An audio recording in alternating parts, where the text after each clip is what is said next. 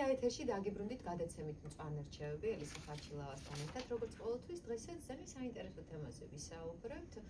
ლანდშაფტური საქართველოში მართლაც ძალიან აქტუალური თემა იქიდან გამომდინარე, რომ ზოგადად როდესაც ტურიზმზე ვსაუბრობ და ტურიზმის განვითარებაზე, რაც შეეხება აი ამ ლანდშაფტს და აი ლანდშაფტურებს ერთ-ერთი საუკეთესო საშუალებაა. და თუ რატომ არის მიზანშეწონილი, ვისთვის არის მიზანშეწონილი, ზოგადად საქართველოში როგორი ამ მიმართულების განვითარება, ამაზე ყველაფერზე ელისო გვესაუბრება. მოგესალმებით ელისო. დილამშვიდობის მართლაც ძალიან საინტერესო თემა არის ეს ლანდშაფტურები საზღვარგარეთ ევროპაში თუნდაც აზიაში ეს ხაზი ასე ვთქვათ ძალიან განვითარებულია როგორც ტურიზმის ერთ-ერთი შემადგენელი ნაწილი. ვიცით რომ აგროტურიზმი ძალიან პოპულარული გახდა ისედაც არქიტექტურული ტურიზმი ბევრი რაღაცები დიდ თემას მოიცავს ბევრი მიმართულება აქვს. ერთ-ერთი მიმართულება არის ეს ლანდშაფტური და რატომაც არა ხო საქართველოს ვიცით რომ უნიკალურია თავისი ლანდშაფტით შეიძლება ერთ დღეს მთაში იყო და იმ საღამოსო სადღაც ბარში იყო ზღვასთან ხო იმდენად მიმზიდველია ეს უცხოელებისთვის ევროპელებისთვის სხვადასხვა ქვეყნის ტურისტებისთვის და რატომაც არა ჩვენ ქართველებმაც რატო არ უნდა გავიცნოთ საქართველოში მცხოვრებლებმა უпроსწორად. რადგან მე თვითონ ლანდშაფტის დიზაინერი ვარ და ამ სფეროში მინდოდა ეს თემაც რომ ამომეწია. და როცა დავგეგმე ვფიქრობდი იცი რომ ამ ბოლო პერიოდში მომიწია საზღვარგარეთ უფრო განსაკუთრებულად იტალიაში ყოფნა, სადაც ასე ვთქვათ ყური მოვკარი ერთ-ერთი ტურისტების ჯგუფი იყვნენ. გარდა იმისა, რომ ისტორიულ ღირსშესანიშნაობებს კი არ აღწერდა ის გიდი, საუბრობდა ლანდშაფტზე და აი ზუსტად იქ ვიფიქრე, რომ რატომაც არა საქართველოში რა არანაკლებია, ვიცით რომ იტალია და საქართველო გეოგრაფიულად არა და რაღაც ბუნებრივი რესურსებით ერთმანეთს გავს, ხო როგორც იქ მთა არის და ზღვა, ზუსტად ასე არის საქართველოში. გარდა ამისა საქართველო რატო არის საინტერესო? ჩვენ ვიცით რომ ძალიან ბევრი სახეობები გვაქვს ენდემური მცენარეების. ანუ რას ნიშნავს ენდემური მცენარეები? ზუსტად ის მცენარეები, რომელიც მარტო საქართველოში ხარობს, ხო? და ვიცით ბევრი ტურისტი არ კონტროლდება სამწუხაროდ ეგ ამბავი, აი ვინც დადიან აი ტყეებში რაღაცა ამოძირკვა მიდის ამ მცენარეებზე. ესეც არის გასაფრთხილებელი თემები. ეხლა თუნდაც ჩვენ წინა კვირას ვისაუბრეთ ზამბახებზე და ვიცით რომ აი ზამბახი იბერიკა არსებობს ქართული ზამბახი, რომელიც უნიკალურია, უბრალოდ არაჩვეულებრივია, ანალოგი არ აქვს მთელ მსოფლიოში და თუნდაც ამ კუთხით, აი სეზონურადაც რომ დაიყოს და დაგეგმარდეს ეს ლანდშაფტურები, იქნება ერთ-ერთი საინტერესო ხაზი. ძალიან მიმზიდველია ტურისტებისთვის იმათ, ვისაც ეს სფერო და ეს მიმართულება აინტერესებს. ელისო, ამაზე რა თქმა უნდა, ჩვენ განვაგრძობთ საუბარს, თუმცა ხა ზოგადად აი ტერმინი ლანდშაფტური, ხო? შეიძლება ვიღაცისთვის გასაგები არ იყოს. ანუ რას ნიშნავს, რას მოიცავს? კიდევ ერთხელ რო ვთქვათ და ავუხსნათ ჩვენს კი ბატონო. ნახეთ, აი ლანდშაფტური დიზაინი, ხო? აი რაღაცა თვითონ სიტყვა ლანდშაფტური ტურსაც მოიცავს, ხო? ამიტომ რაღაც მე თვითონ იმავს გენი, რომ აი ლანდშაფტური საქართველოში, ხო? ანუ უშუალოდ მხოლოდ ეს არის ეს მიმართულება. ეს ხო, უშუალოდ ეს მიმართულება. აქ არ არის დაუშვათ მეღვინეობა, აქ არ არის აგროსფერო. ეს არის ზუსტად ეს სფერო, ლანდშაფტი ვნახოთ, გავიცნოთ ჩვენი მცენარეები, ჩვენი ადგილმდებარეობა, სადაც არის ჩვენი ენდემური მცენარეები და არა მარტო. ჩვენ ძალიან კარგი ბაღ-პარკები გვაქვს, აი თუნდაც თბილისი და თბილისის შემოგარენში რიყის პარკს მე ვეძახი, თბილისის მარგალიტი, ხო, რატომაც არა, ხა მე წინა კვირას მქონდა დაგეგმილი და ჩატარდა ეგ ტური, ყველა მეუბნებოდა, ვაიმე, აი მართლა სხვანაირად აღმოვაჩინეთ ეს რიყის პარკი და რატომაც არა, ხო? არის ამდენი შესაძლებლობები, არის ძალიან ნიჭიერი დიზაინერები ყავს ჩვენ ლანდშაფტის მიმართულებით და ყველა მე თავის რეგიონში რომ მოაწყობს, ეს ერთ-ერთი მიმზიდველი გახდება სანახაობრივადაც, ხო? და საინტერესოა ზოგადად. ეს მარტო არ არის განსაზღვრული ლანდშაფტის დიზაინერებისთვის, ხო? ეს არის აი ვისაც უშუალოდ მცენარეები უყვარს, ფოტოგრაფიაც შეგიძლიათ რომ აქ დაიგეგმოს ან ლანდშაფტურებთან ფოტოგრაფიული სესიებიც გამოდის ძალიან ლამაზი და ეხლა ჩვენ Facebook-ზე ვხედავ ძალიან ბევრ ფოტოებს, აი ყაყაჩოების ველი რო არის, ხო, გვირილების გვირილების ველი რო არის. ეს ყველაფერი შედის ზუსტად ამ ლანდშაფტში. ამ ტურში შედის. ამ ტურში შედის. აი ნაკრძალები გვაქვს ჩვენ კიდევ არაჩვეულებრივი ვაშლოვანის ნაკრძალი რო გვაქვს, ბაწარა. ესეც არის აი მე თვითონ არ ვარ ვაღიარებ ნამყოფი, მაგრამ აუცილებლად ვფიქრობ ჩემს თანამოაზრებთან ერთად წასვლას და ეს ტერმინი და ეს მიმართულება რაღაცნაირად რომ დაინერგოს დამკვიდრდეს ხო უბრალოდ საქართველოში და ეს ჩვენი მონაწილეობით კი არის ბევრი ტურისტული მიმართულება უცხოეთიდან შემოდიან ძალიან ბევრი ამ სფეროდანაც უბრალოდ ჩვენ ეს არ ვიცით და რატომაც არა საინტერესოა ზოგადად როდესაც უცხოეთზე ვსაუბრობთ რამდენად განვითარებულია ეს მიმართულება და რამდენად ხშირად ტარდება ეს ლანდშაფტური კი უცხოეთში მე ეხლა რასაც უყურებ ინტერნეტიდან ძალიან განვითარებული არის ეს სფერო და ეხლა მე უშუალოდ რასაც იტალიაზე ვსაუბრობ და რო უყურებ ამ ბლოგერებს ვინც ამ თემაში არიან აი ბოტანიკური ბაღი რომში, ვარდების ყვავილობა, ზამბახების ფესტივალი ტარდება ფლორენციაში და არის ესეთი იაპონია ხო საერთოდ საკურას ყვავილობა. ეს ყველაფერი ზუსტად ეს ლანდშაფტურებს ემსახურება.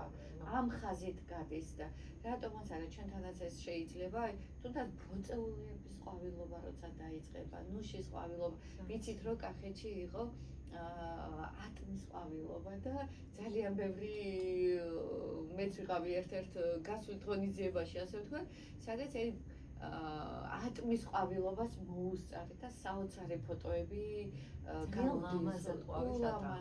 ულამაზესი ყვავილობა აქვს კი ნუშის ყვავილობა, ატმის ყვავილობა, ბროწეული საერთოდ მე ვფიქრობ რომ ყველა სეზონზე არის საინტერესო. ნამდვილად.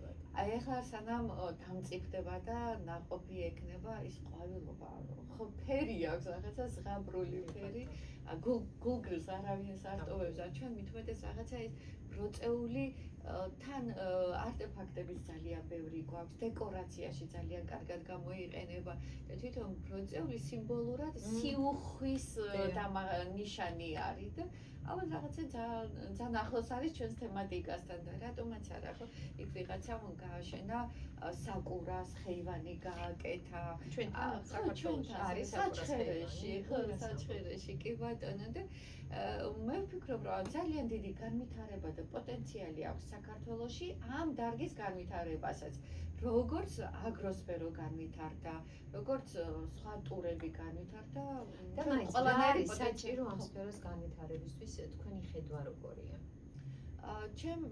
ჩემი ხედვა როგორია? ეხლა არსებულიდან გამომდინარე ჯერ ეს რო შევისწავლოთ ასე ვთქვათ, მაქსიმუმ არ დავიზაროთ ამ ტურებში მონაწილეობის მიღება თავად ლანდშაფტის დიზაინერმა რა თქმა უნდა. ხო, მე იცოდეთ რა შესთავაზოთ და სხველ სტუმარს და ტურისტს. აი ზუსტად აი კარგად აღნიშნეთ თქვენ ნინო რომ ჩვენ შესასწავლია იქ თემა, იმიტომ რომ საქართველოში უნიკალური ბოტანიკური ბაღები გვაქვს.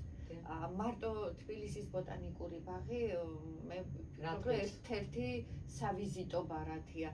დენდროლოგიური პარკი რაც გვაქვს ხო 7 საოცარ დენდროლოგიურ პარკებში იმ 7-ში შედის საქართველოს დენდროლოგიური პარკი და ეს ისე ხდება რომ ჩვენ ცალკე მივდივართ და ეს ყველაფერი რაღაცა ეს ბუნება გრჩება გვერდით არის არ უნდა იყოს ეს გვერდით ეს სკოლის მოსწავლებით თან უნდა იყოს დაინტერესებული. ანუ საქართველოს ლანდშაფტურები ჯერ არ განხორციელებულა. ასე მასიურად ყოველ შემთხვევაში არ არის.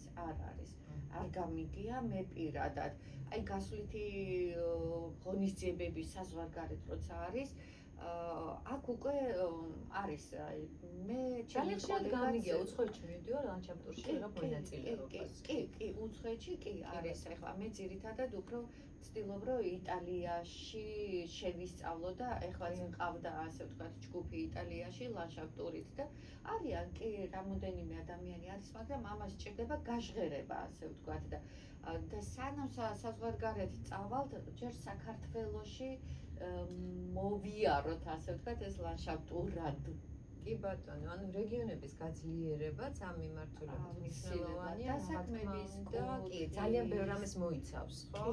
კი, აი მარტო თბილისი არა, თურმე ქუთაისი საინტერესო არის თავისი რელიეფი, დასავლეთ საქართველოს კანიონებია, ხო, სამეგრელოში ცნობილი საოცარი, თუნდაც სამცხე-ჯავახეთი, არაჩვეულებრივი ლანდშაფტია, ხო? არასდროს არ დამავიწყდება სამცხე-ჯავახეთში რომ ჩავედი, აი ეს ემოცია და ლანდშაფტი, ყველაფერი, ბუნება, საოცარი, ეს იყო ისეთი ემოცია, რომ აი რა. აი ხო ყველას როგორ გაგვიმართლა მართლა რომ აი ესეთ საოცარ ქვეყანაში ცხოვრობთ და ეს ყველაფერი ჩვენია. საქართველოს ერთ-ერთი მარგალიტი არის ვფიქრობ მთელ მსოფლიოში თავისი უნიკალურობით და თავისი ლანდშაფტი. ყველა გემოვნების, აი ლანდშაფტს რაც შეეხება ადამიანს, რომ დაუკმაყოფილებს თავის მოთხოვნას. თავის მოთხოვნილებას. მაღალმთიანი რეგიონები, აი თუნდაც სვანეთი რო აიღოთ, აი ამ კუთხით ვფიქრობ რა ეს აი გულგრილს არავის არ დატოვებს, ხო? აჭარის მაღალმთიანი რეგიონები, საოცრებები ახლა მე რასაც ვუყურებ ინტერნეტში, აი ვეღარ ვიტყვი, მინდა ყველგან წასვლა ყველგან, ჩემი თვალით ვნახო ინტერნეტის სხვა არის, მაგრამ რეალურად როცა ხედავ, უფრო სხვა არის და ეს როგორც ვთქვი, მრავალპროფილიანია, არ არის ეს მარტო ლანდშაფტისტებისთვის, ეს არის ბოტანიკოსებისთვის, ეს არის მცენარეების მოყვარულებისთვის, სტუდენტებისთვის, მოსწავლეებისთვის, ფოტოგრაფებისთვის, ხო საერთოდ არაჩვეულებრივად შეუძლიათ, რომ ეს მიმართულება ლანდშაფტთან ერთად ფოტოგრაფია რომ შეერთდეს ძალიან კარგია. ეს აი ჩვენ რო დავიწყეთ საუბარი ამ მიმართულების განვითარებაზე, თქვენ აღნიშნეთ, რომ უპირველეს ყოვლისა უნდა მოხდეს შესწავლა, რა თქმა უნდა, იქიდან გამომდინარე, მე თუნდაც ტურისტს, რომელიც ამით არის დაინტერესებული, იცოდეთ რა შესწავლაზე. თუმცა ვფიქრობ, რამდენიმე პუნქტს მოიცავს ალბათ ამ სფეროს განვითარება. აი სხვადასხვა ძალიან ხშირად ინტერნეტ სივრცეში ბლოგერების ხვდება, ხო, მოსაზრება, გაზიარება თავისი ბლოგების და ძალიან საინტერესო. აი თქვენ რას ფიქრობთ, რომ აი ესეც გააძლიერებს თუ არა ამ მიმართულებას, რომ გაჩნდნენ ბლოგერები, რომლებიც უშუალოდ საქართველოში ლანდშაფტურებს კი, რა თქმა უნდა, ესეც ერთ-ერთი მიზანია და ერთ-ერთი დარგი არის, აი თუნდაც ეს ბლოგერობა ამ ლანდშაფტის კუთხით, ვინც აშუქებს ამ ყველაფერს, სწორად რომ მიეწოდება მსმენელი იქნება თუ მაყურებელი, ხო? რატომაც არა, ახლა მე რასაც ვუყურებ საქართველოში, ბევრი უცხოელი ამ თემითაც აინტერესებს თავისი ქვეყნის მოსახლეობას, რომ აი საქართველოში თურმე ესეთი ნახვა შეგიძლია, ეს შეგიძლია რომ გააკეთო და ფოტოები ხო საერთოდ ეს ერთ-ერთი მიმდინარეობა არის და გაცნობა. ძირითადად ახლა ვისაც აი მცენარეები უყვარს, მე არც მეგულებ ადამიანი რომ ვისაც თუნდაც ერთი ხე არ უყვარდეს, ხო, ამ მცენარეები არ უყვარდეს. ინტერესი დიდი არის, უბრალოდ მიწოდება ჭირდება, სწორი მიწოდება. აი ეს ბლოგერები, ახალგაზრდები ახლა ვინც არიან ჩემზე ბევრად უმცროსები და ტექნიკასთან უფრო ახლოს რო არიან, რატომაც არა, აი ეს თემაც ვფიქრობ რომ საინტერესოა. ერთ-ერთი შემოსავლის წყაროდ შეუძლიათ რომ აქციო. სოფლის ტურიზმს რაც შეეხება, ანუ მოიცავს, ხო, ამ მიმართულებას? კი, მოიცავს და ყოველთვის საინტერესო არის, ეხლა ჩემი გადასახედიდან კი, რომი ვიცით საოცრება არის და ალბათ წლები არ ყოფნის, მაგრამ აი რომთან ახლო მდებარე სოფლები უფრო საინტერესო იყო. ნამდვილი საფრანგეთის სოფლები ყოფილა საოცრება, ინგლისის სოფლები, ხო? აი იქ თითქოს ამ ადამიანების მაჯისცემას, პულსაციას და აი ეს ტურიზმი რა კარგად არის იქ დაგეგმარებული. როდესაც რომზე ვსაუბრობ ფლორენციაზე, ვენეციაზე, მილანზე და ასე ფულის წყარო არის, ხო? აი სოფლებში იგრძნობა მაჯისცემა. ხო, რატომაც არა? ამას ახლა თავისი ინფრასტრუქტურა ჭირდება. იქ გზა უნდა იყოს აუცილებლად, იქ რაღაცა საკვები პუნქტი უნდა იყოს აუცილებლად. ეს ყველაფერი მოსაწესრიგებელია და არანაკლები ისტორია აქვს ჩვენ საქართველოს ისტორია სოფლებსაც, ხო? ვფიქრობ, რომ ესეც საინტერესოა და ეს რა თქმა უნდა ეს სოფლები ხაერში არ არის. ესეც თავის ლანდშაფტშია მოქცეული. არქიტექტურის მხრიდაც, ხო?